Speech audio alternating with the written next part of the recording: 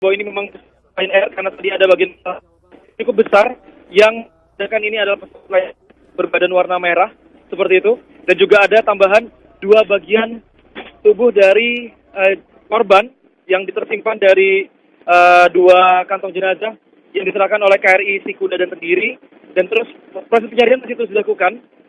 Dan ini sudah ada lagi pasukan dari Basarnas yang naik ke atas kapal. Ini nampaknya ada tim penyelam yang sudah beristirahat karena memang penyelaman tidak boleh dilakukan terlalu lama. Karena di sini meskipun dari atas permukaan air terlihat di sini arusnya cukup tenang, namun tadi informasi yang kami peroleh bahwa ada arus bawah laut yang cukup deras sehingga menyulitkan para penyelam untuk bisa melakukan pencarian di bawah. Jati.